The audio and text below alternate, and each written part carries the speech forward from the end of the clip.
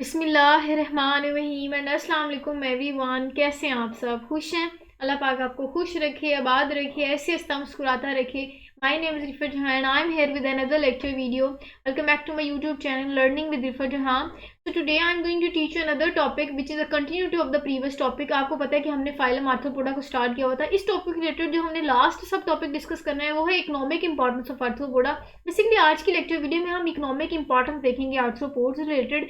Movement करते हैं further, वहाँ से आज का टॉपिक स्टार्ट करते हैं। अगर इंपॉर्टेंस की बात करें, मैंने आपको स्टार्ट भी कहा हुआ था कि इंपॉर्टेंस जो है वो 2 पॉइंट्स रिलेटेड होती है। वो इंपॉर्टेंस इनके बेनिफिशियल पॉइंट ऑफ व्यू से भी होती है, वो इंपॉर्टेंस इनके हार्मफुल पॉइंट ऑफ व्यू से भी होती है। ठीक है, तो हमने देखना है कि जो आर्थ्रोपोड्स हैं वो बेसिकली हमें इकोनॉमी रिलेटेड हेल्पफुल कैसे होते हैं और वो हमारी इकोनॉमी को तबाह कैसे कर रहे होते हैं। ठीक है, मैंने आपको कहा था कि अगर हम फाइलम आर्थ्रोपोडा की बात करें तो इनके जो मेंबर्स हैं वो बेसिकली इंसेक्ट्स होते हैं। आपको पता है कि कुछ इंसेक्ट्स जो हैं वो हमारे लिए बहुत बेनिफिशियल होते हैं, कुछ इंसेक्ट्स जो हैं वो हार्मफुल होते हैं। तो हम बेनिफिशियल इंसेक्ट्स भी देखेंगे और हार्मफुल इंसेक्ट्स भी देखेंगे, और जो हार्मफुल इंसेक्ट्स होंगे उनकी तबाहियाँ भी देखेंगे। तो पहला पॉइंट देखते हैं इनकी economic importance related, that is कि अगर हम इंसेक्ट्स की बात करें तो आपको पता है कि जो इंसेक्ट्स हैं वो हार्मफुल भी होते हैं और वो बेनिफिशियल भी होते हैं इकोनॉमी रिलेटेड। तो अगर हम इंसेक्ट्स की बात करें तो ये नंबर ऑफ डिजीजेज कॉज कर सकते हैं, ये हमारी क्रॉप्स को तबाह कर सकते हैं, ये हमारे डोमेस्टिक एनिमल्स को इफेक्ट कर सकते हैं। ठीक है, तो ये हेल्थ हैजर्ड के लिए भी कॉज कर सकते हैं, ये हमारी बहुत हद तक हमारी इकोनॉमी को तबाह भी कर सकते हैं, हमारी जो इंपॉर्टेंट क्रॉप्स हैं उनको भी तबाह कर सकते हैं। तो ये बेसिकली इनकी कुछ जनरल इन्फॉर्मेशन है। फर्दर हम इनके पॉइंट्स में वन बाय वन देख लेंगे कि अगर हम हार्मफुल इंसेक्ट्स की बात करेंगे तो हम उनमें फिर इनका हार्म भी देख लेंगे कि ये क्या क्या डिजीजेस कॉज करते हैं और कैसे तबाह करते हैं। ठीक है, उनके साथ मैंने आपके साथ डायग्राम भी शेयर करूंगी, आपको समझ आ जाए कि ये जो है ये हार्मफुल इंसेक्ट्स माने जाते हैं। अब इनमें आपको पता है, कहते हैं काफ़ी सारे टाइप्स ऑफ मॉस्किटोज आ जाती हैं। मॉस्किटोज तो आपको पता है, वो मैंने यहाँ पिक्चर भी शेयर नहीं की।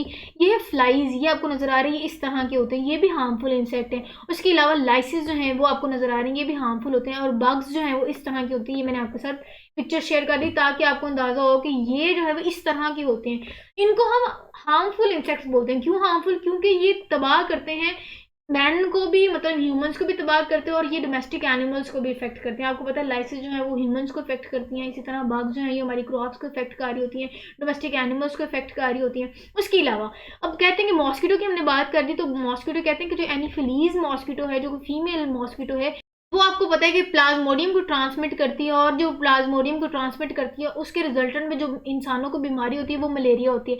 तो आपको समझ आ गया कि जो मॉस्किटो हमने कहा कि ये हार्मफुल इंसेक्ट है, वो कैसे हार्म पहुंचाता है। वो इस तरह के पहुंचाता है कि जो हमने स्पेसिफिकली फिर फीमेल एनोफिलीज मॉस्किटो देखा कि वो क्या करता है, वो फिर प्लाज्मोडियम को ट्रांसमिट करता है जो कि बीमारी कॉज करता है मलेरिया की ह्यूमंस में।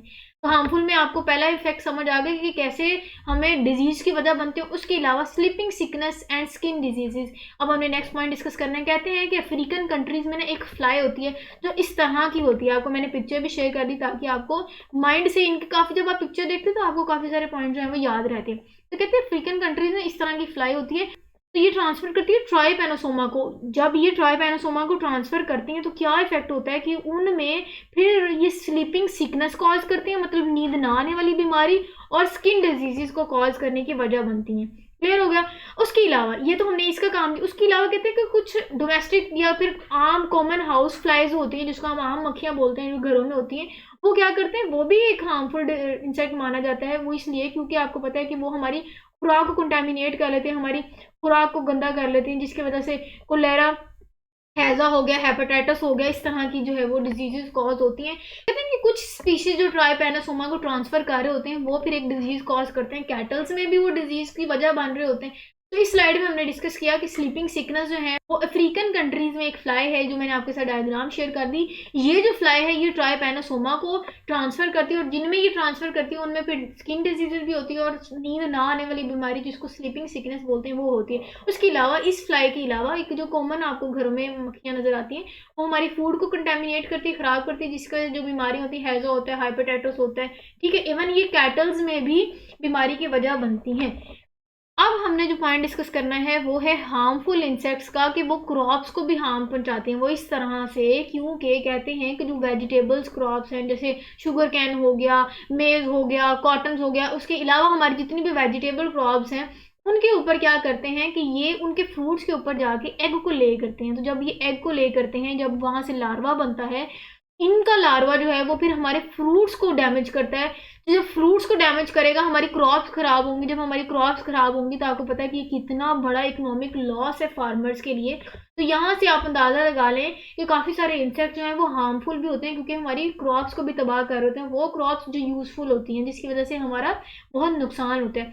उसके अलावा नेक्स्ट एक पॉइंट डिस्कस किया हुआ है, दैट इज़ लॉस कट्स। अब ये मैंने आपके साथ इनकी डायग्राम शेयर कर दी कि ये जो आपको खतरनाक हस्ती नजर आ रही है, ये क्या करते हैं, ये एक नहीं मूव करते, ये ग्रुप्स, ये झुंड की शक्ल में जाते हैं, कंट्री टू कंट्री जाते हैं, वहां जाके प्लांट्स को, क्रॉप्स को ये बुरी तरह से तबाह करते हैं। ये बहुत बड़ा इकोनॉमिक लॉस की वजह बनते हैं। उसके बाद नेक्स्ट अब हमने कहना है भी नुकसान ही देखी जा रहे, इतने हमने नुकसान पढ़ लिए जी। क्रॉप्स को इफेक्ट करते हैं, ह्यूमंस को जैसे लाइसिस जुएं सर में आ जाए वो इफेक्ट करती हैं, हमारी कैटल्स को इफेक्ट करती हैं। हमने कितना इनका हार्मफुल इफेक्ट डिस्कस कर लिया। हमने कहा जी मलेरिया की वजह बन रहे होते हैं, स्लीपिंग सिकनेस की, स्किन इन्फेक्शन की वजह बन रही।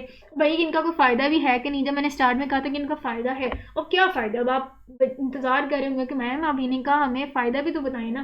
तो फ़ायदा हम डिस्कस कर लेते। कुछ जो है वो बेनिफिशियल इंसेक्ट्स भी होती हैं। यस, यहाँ मैंने एक पिक्चर आपके साथ शेयर कर दी, ये खूबसूरत हस्ती आप देख के अंदाज़ा लगा लें क्या है, आपने देखी होगी। ये जो है ये शहद की मक्खी है, जिसको हनी भी कहते हैं। ये जो है ये यूज़फुल इंसेक्ट माना जाता है। क्यों?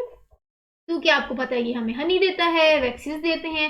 तो आप अंदाज़ा लगा लें कि ये हेल्पफुल हैं कि नहीं हेल्पफुल हैं। हनी कितना ज़रूरी है हमारे लिए, तो यहाँ से अंदाज़ा लगाएं कि ये भी बेनिफिशियल इंसेक्ट है। उसके अलावा ये हमारे जो हार्मफुल इंसेक्ट्स हैं ना उनको भी तबाह करते हैं। मतलब कुछ बेनिफिशियल इंसेक्ट्स ऐसे होते हैं जो कि बहुत हमारे लिए बेनिफिशियल होते हैं। वो इस तरह से क्योंकि ये हार्मफुल इंसेक्ट्स को मार देते हैं। कैसे मारते हैं? लेट सपोज के फसलें हैं, उस पर इफेक्ट हुआ है, और इनको किसने इफेक्ट किया हुआ है? उन फसलों को हार्मफुल इंसेक्ट्स ने इफेक्ट किया हुआ है। अब हम इसकी बजाय कि हम उन पे स्प्रे करें और हार्मफुल स्प्रे करके हम जो ईडेबल अब क्रॉप्स है उनको ख़राब करें, तो हम क्या करते हैं, हम इन बेनिफिशियल इंसेक्ट्स को छोड़ देते हैं उन पे। तो जब हम इन बेनिफिशियल इंसेक्ट्स को छोड़ते हैं ना, तो वो वहाँ जाके हार्मफुल इंसेक्ट को खा लेते हैं, फीड कर लेते हैं, जिसकी वजह से हमारा भला हो जाता है। उन क्रॉप से हमारे जो हार्मफुल इंसेक्ट्स हैं वो ख़त्म हो जाते हैं, तो हमें जो है वो लॉस से हम बच जाते हैं। ये भी इनका एक बहुत इंपॉर्टेंट रोल है। कहते हैं कि कुछ इंसेक्ट जो है वो स्केवेंजर्स होते हैं, मतलब कि वो डेड एनिमल्स पे फीड करते हैं, डेड वेजिटेबल्स पे फीड करते हैं। तो ये जो है वो कॉम्प्लेक्स ऑर्गेनिक मैटर को सिंपल ऑर्गेनिक मैटर में, इनऑर्गेनिक मैटर में कन्वर्ट करने के बहुत इंपॉर्टेंट रोल प्ले कर रहे होते हैं। ये डिकम्पोजिशन कर रहे होते हैं, ये डेड एनिमल्स पे फीड करते हैं, डेड या गली सड़ी सब्जियों पे फीड कर रहे होते हैं। तो यहाँ से भी आप अंदाज़ा लगा लें कि कितने बेनिफिशियल हैं। नेक्स्ट कहते हैं कि कुछ इंसेक्ट्स के लार्वा जो है ना वो फिशेस के लिए फूड सोर्स हैं। तो आप अंदाज़ा लगा लें कि ये कितने इंपॉर्टेंट हुए कि जितनी भी हमारी फिशेस हैं उनके लिए इनके लार्वा जो है वो खुराक के तौर पे भी यूज़ किए जाते हैं। उसके अलावा लास्ट पॉइंट हम देखना है, कहते हैं कि कुछ इंसेक्ट जो है वो ग्रेट मेडिसिनल वैल्यू रखते हैं, क्योंकि वो काफ़ी सारी बीमारियों की ट्रीटमेंट में इस्तेमाल होती हैं। तो कहते हैं कि हम काफ़ी सारे इंसेक्ट से मेडिसिन बनाते हैं, दवाइयाँ बनाते हैं, हम बीमारियों की रिकवरी करने के लिए जो मेडिसिन है वो इनसे ले रहे होते हैं। तो this is all for today, जिसमें हमने इनके कुछ इंसेक्ट्स के हार्मफुल इफेक्ट भी देखे और कुछ इनके जो हैं वो यूज़फुल इफेक्ट भी देखे। आई होप आपको समझ आ गई होगी। इससे रिलेटेड आपने कोई क्वेश्चन पूछना हो तो ज़रूर पूछिएगा, और हाँ अपनी कीमती राय जो है वो कमेंट सेक्शन में ज़रूर दीजिएगा। This is all for today. अपना बहुत सारा ख्याल रखिएगा। Don't forget to like, share and subscribe to my YouTube channel for more related video. Okay then, stay connected and अल्लाह हाफिज़।